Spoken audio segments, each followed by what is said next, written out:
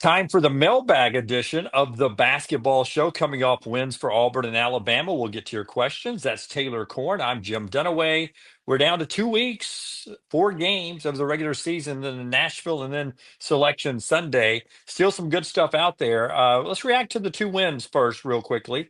Just a quick snapshot thought of first Auburn's win. For me, I'm not going to say it's the 2 worst games Auburn's played, but they haven't been spectacularly smooth in either one of those games. Yet they dominate both of them against 2 teams that are on the bubble battling for the tournament. I think that says a lot about Auburn, is that they haven't played their best 2 games of the year and still win pretty handily each night. Yeah, I agree. I think that the competition of every team in the SEC is forgotten at times. And not just by the Auburn fan base, but by fan bases in general. I think every win should be celebrated because every win is a big win. There are no cupcake games, or as I can't remember who it was, but one of the guests on the next round called them rocking chair games. There are none. Yes. So any win that you watch your team achieve should be celebrated because this competition is elite. Yeah, and rocking chair games with Seth Greenberg from Seth College Game Greenberg. Day on the show. And Alabama had Kentucky in a battle of 2 top 25 teams. Bama needed that win to break a 2 game losing streak to avoid a 3 game losing streak. And it just felt better after seeing Alabama do what they did. And that gets us into our first question. Mark Sears with back-to-back 30 plus games. Your thoughts on Mark Sears, what he's doing lately offensively, and who could be his offensive sidekick? That guy could help him down the stretch here. He's had a couple of different guys, but in the win, the sort of Aden Holloway. So give me a thought on Sears and who do you expect to see that number 2 scorer along with Mark down the stretch? Well, Sears was probably reading Twitter because he had a lot of doubters. And I'm sitting here thinking, guys, do we not remember what happened at the end of last season? Do we not remember? Because we I know do. what he's capable of. He's capable of playing elite level basketball at the highest level against elite competition. We saw him do it all NCAA tournament last season. So what he didn't surprise me, but I think it should ease the nerves of a lot of Alabama fans who were starting, to worry a little bit. And my sidekick, my offensive sidekick for Mark Sears is actually Aden Holloway. He scored in double figures of 19 of Alabama's 27 games so far this season.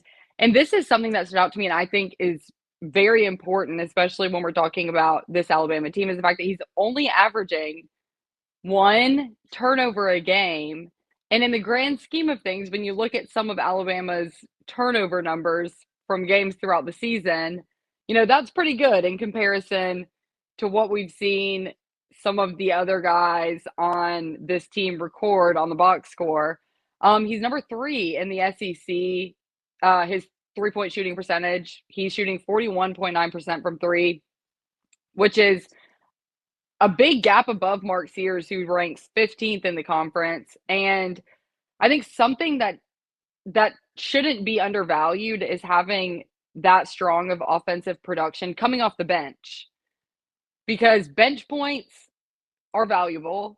And if your starting lineup is struggling, or if Mark Sears is having a game where he doesn't look like Mark Sears, then you know that you have confidence in a guy that can come in off the bench in Aden Holloway and pick up the Yeah. slack that you might be seeing from Mark Sears on one random night. Not the past 2 games, but you never know when someone will have an off shooting night.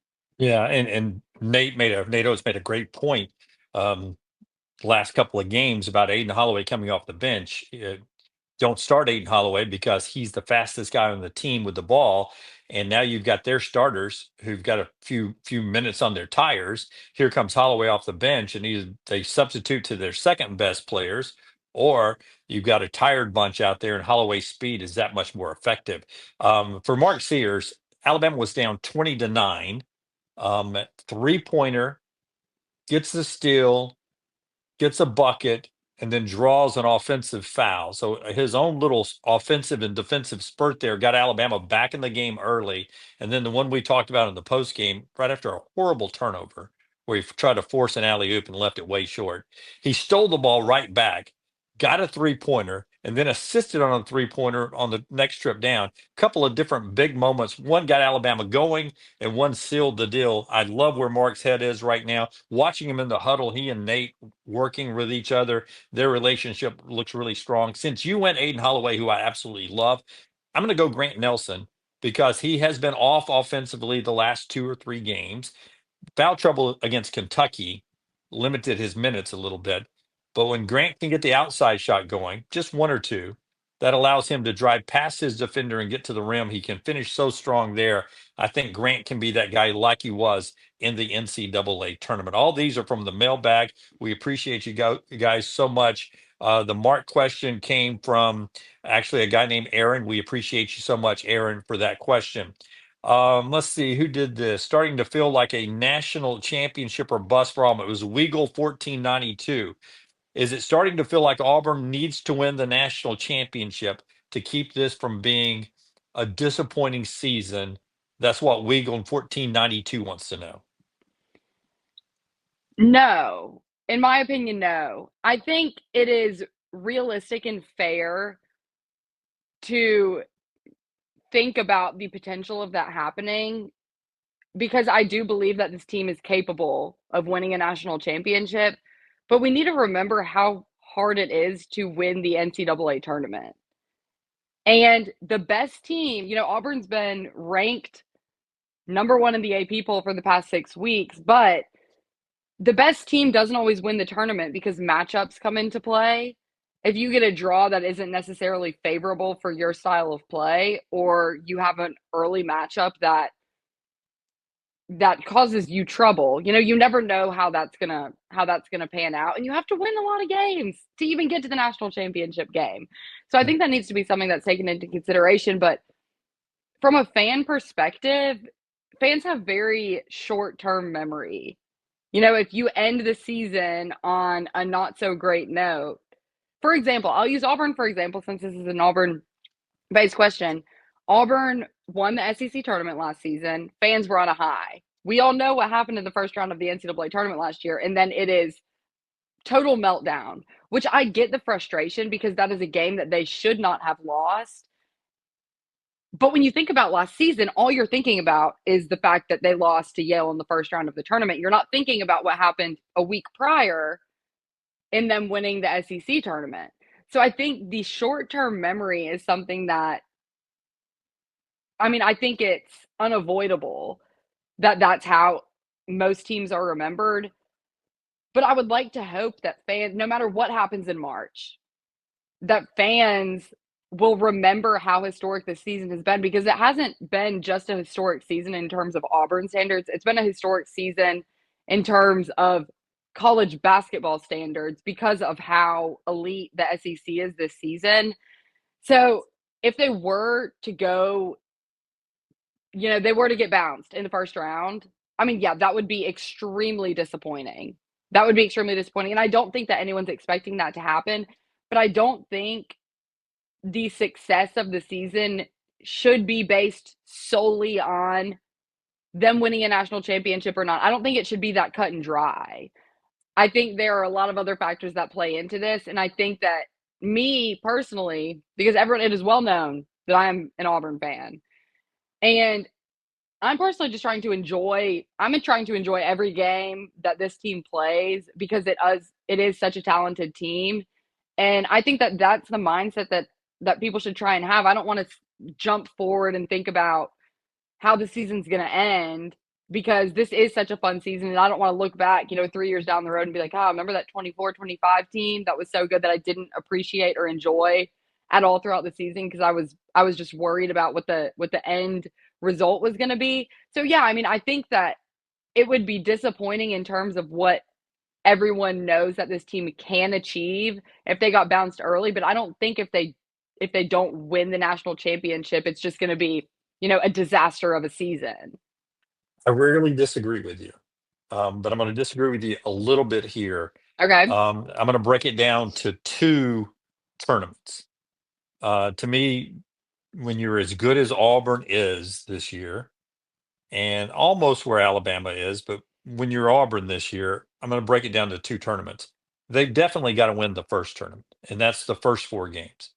If they don't make it to the final four, when you've been the dominant number one team and they're going to be the number one overall seed, that's going to be disappointing. Now, it's not when you get through with the hurt, you're going to remember all the greatness in the regular season and remember it with fondness. But if you don't get to the final four, it's with this team, with this experience, with National Player of the Year talent, National Coach of the Year talent, all the depth you had, all the things you did in the toughest conference.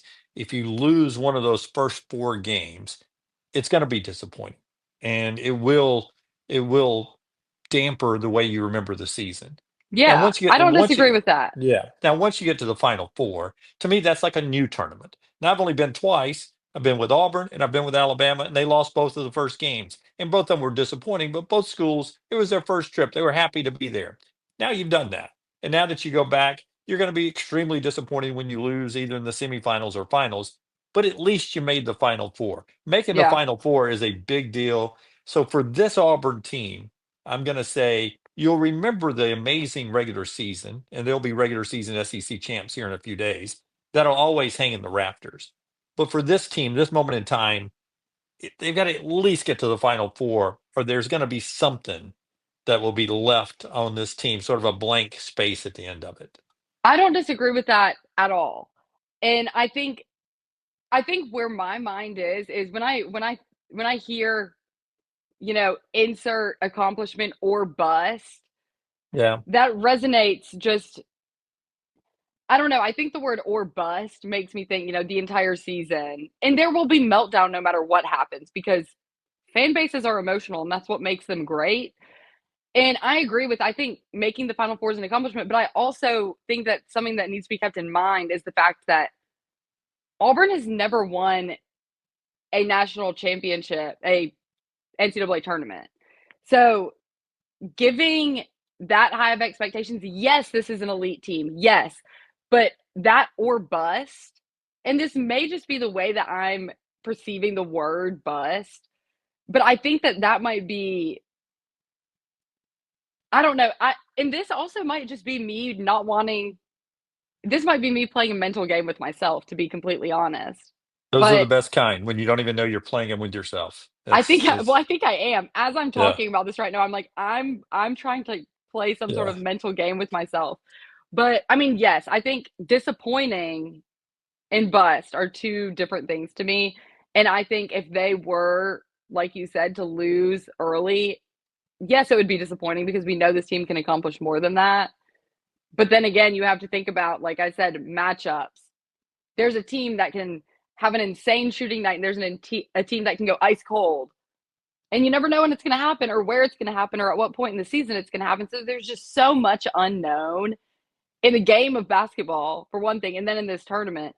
But I agree that I think that they need to make a run for it to be quote unquote considered a successful season by the masses, aka the fans. But I don't know. I mean, a national championship, I'm just recognizing in my mind how hard it is to win a national oh, championship. And that's what makes me hesitate to say, win it all or bust. yeah. I mean, it's the toughest of the championships, in my opinion, to win. Got to win six straight, and the last three usually against three of the best teams in the country. Wesley, just quick answers on these next two. Wesley wants to know quality quad one wins. How many does Auburn have? What's the record? Can they get there? I think it's 14 right now for Auburn. Correct. Yeah. What's the record, and can they get there? So I think one thing that you need to keep in the back of your mind when you're thinking about this is that the net rankings, quad one, quad two, quad three, quad four, has not been around for ever. It's been around for, I believe this is the seventh season. And correct me if I'm wrong. I tried to do some research. That is what I learned. Um, so currently UConn, the current record is held by UConn, who broke it last season. They were 18-3 in quad one games. There are five teams tied that have 16 quad one wins. And then Auburn, like you said, currently has 14. All four of their remaining conference games are quad one opportunities, and they have the chance if they were to win those, and nothing changes, because you have to remember that this is dependent also on where your opponents, rise to or fall in the net ranking. So if things stay as they are right now in terms of opponents' net rankings, and Auburn were to win out, then they could end the regular season, before any SEC tournament, before any NCAA tournament, they could tie UConn's record of 18. Yeah. Do you know if it's a regular season or does it count postseason? I believe it is from start to finish. Start to finish. Okay, something that you would play a lot more if you were to make it to the national championship or bust. I'm joking there, just using that word again. More important, another quick answer. More important, SEC regular season or tournament championship? That was Jay Hand, I believe, that wanted to know that. I got a quick answer. You can give me your quick answer. Regular season, hands down for me. The tournament in Nashville is for those sometimes that need it to win to get the auto bid. That's where they give the auto bid. But for me, the SEC regular season championship this year to me is like winning a national championship. So I want your thoughts on that too. Yeah, I agree. I think the regular season is more important because, like Stephen Pearl said, you talked to him shortly after the selection committee revealed the bracket in Nashville at the end of the SEC tournament last season. And Stephen basically said, we are all well aware now that what happens in conference tournaments does not impact seeding. So if we're talking importance, yeah, the regular season is going to be more important because what you're building towards and working towards is, being a 1 seed, being a 2 seed in the NCAA tournament, getting a favorable draw. So I agree that the more important is the SEC regular season. But I think that there have been a number of people that say winning the SEC tournament is going to be harder than winning the national championship this year, which I don't think I disagree with, because if you enter the tournament, have no buys, you have a chance. I mean, 9 of the top 25 teams in the country right now are SEC Yeah. teams. So you Yeah. could play 5 if you have no buys and you play for the championship, the SEC tournament championship. You could play 5 top 25 teams according to the AP poll right now, and you could play 5 games in the NCAA tournament and have 5 easier opponents than you would play in the SEC tournament. So challenging, heck yeah, both would be something to hang your hat on, but more importance, I think, is the regular season for sure. I agree with you. Tide Nut wants to know, why is Alabama's defense struggling? I think he asked this question coming off a pretty good defensive performance. Our Kentucky can shoot and score some points. They scored feels like almost 100 up in up in Rupp against Alabama. They held them to 83 yesterday. Do you have any thoughts from Nate Oates or anybody on why Alabama's defense has been struggling? Well, one of the responses that Nate Oates gave during his press conference after the Kentucky game, he was asked, and I'm not sure who asked the question, but they were asking about the early substitution, saying you had 8 substitutions in the first 6 minutes of the game, speaking on the Kentucky game, and was just kind of asking Nate Oates' train of thought as to why he went about it that way. And this is Nate Oates' quote. He said, "It was more zero tolerance for effort. There's going to be zero tolerance for effort, scouting report screw ups. That's a bigger thing. We put a scouting report in and it needs to be followed, and you need to be locked in and focused on the right thing, and then dumb turnovers. That's going to be the way it is moving forward. I'm tired of the guys not being locked into a scouting report. If you grade our effort levels 1 to 10, we can't be giving an 8 or 9. We need a 10." And Yeah. I personally believe that defense a lot of times is an effort thing. You think about rebounding, things like that. I think a lot of that is effort, because the extra effort plays will be beneficial more on the defensive side, on the offensive side, because you need to be able to shoot offensively, but defensively a lot of the time the extra effort will get you there. And this is something that I thought about right before we started recording, and I'd love to hear your opinion on this.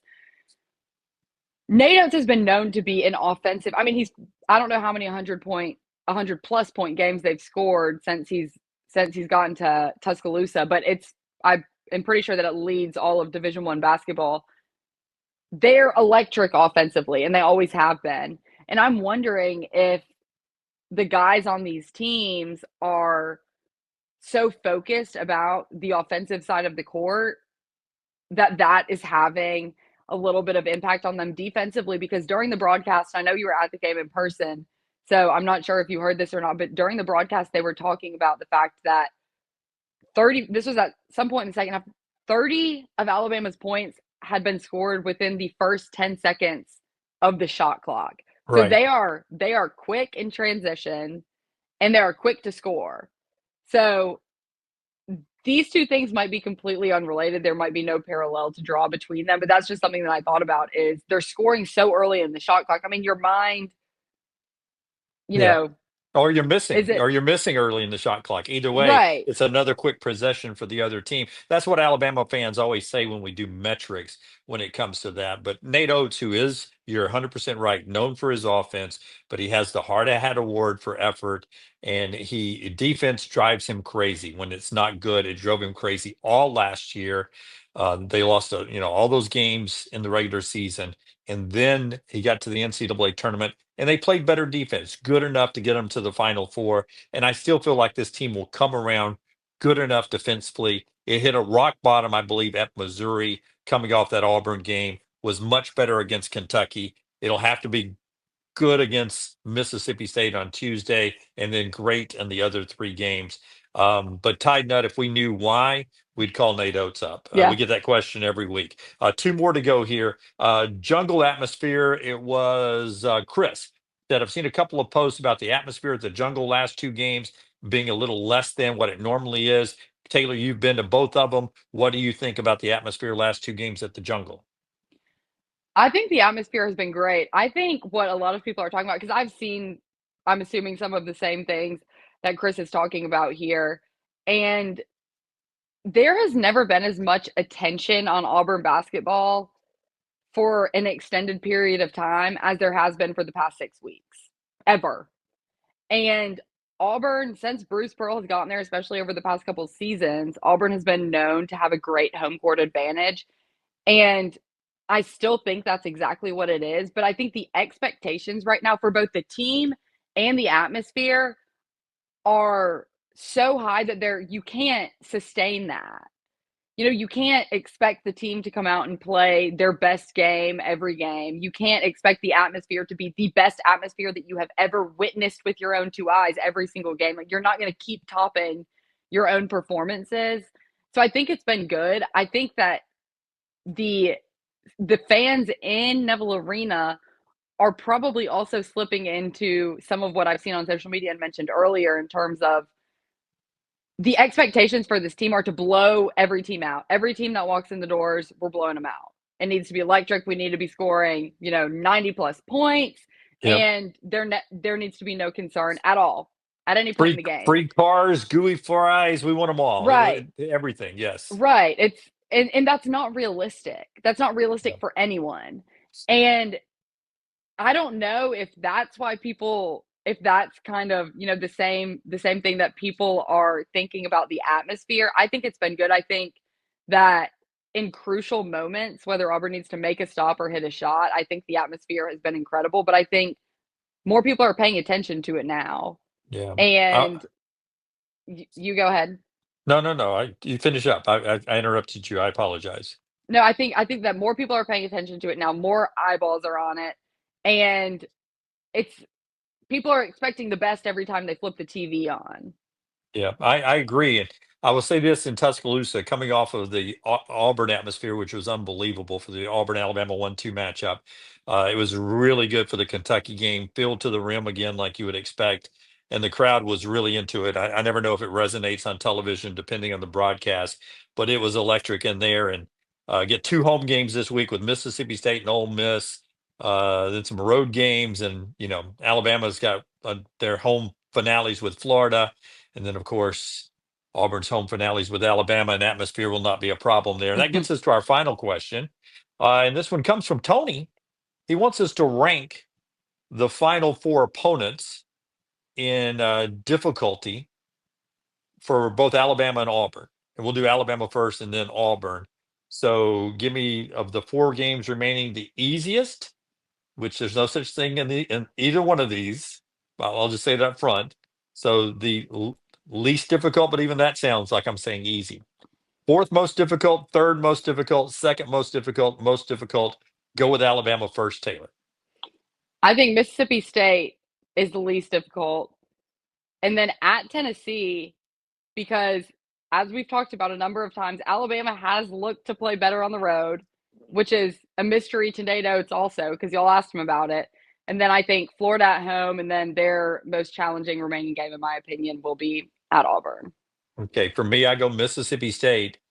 Then I go Florida, but I think Condon may be back for that game, which makes it a little tougher. But just going on the road at Tennessee, knowing how the calls and the physicality of what that team can do to you offensively, I put that one second, and then of course at Auburn number one. So I go State, Florida, Tennessee, Auburn. So you and I had Florida and Tennessee backwards just because of the home court, but none of that is easy, including Mississippi State. Now for Auburn, answer the question for Tony there. Rank the least difficult to the most difficult.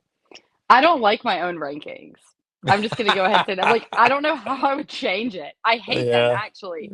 But yeah. I have Ole Miss and then Alabama, mostly because Auburn What? has has beaten those two teams on the road. Taylor Cord. Do you think? I mean, playing at Kentucky, I think the name on the jersey Well, worries me. thank God, thank God, we finally got something that'll play on the in the locker room in Tuscaloosa. This is fantastic. So say that Yeah, again, this Taylor. and this is You why think I hate it. Alabama's the third easiest game left on Auburn's 4 game schedule? I don't, but I know that the atmosphere that everyone's oh so concerned about in Auburn will be lacking none on Yeah, March 8th. I think that game is. right. And that's a game that, I mean, everyone's going to be preparing their hardest the week leading up on both sides of the No, state. I understand what you're saying. Both of them are at Yeah. home. Auburn's unbelievable at home. I'm kidding And with you there. yeah, but no, I agree because and that's why I preface this by saying I don't really like my own rankings. I think that I am more there's I'm more loving fear. them right now, by the way. I'm loving them right now. Yeah, because you're probably going to send this to Natos after we're done recording. Edit, Um edit, send. uh and then at Kentucky.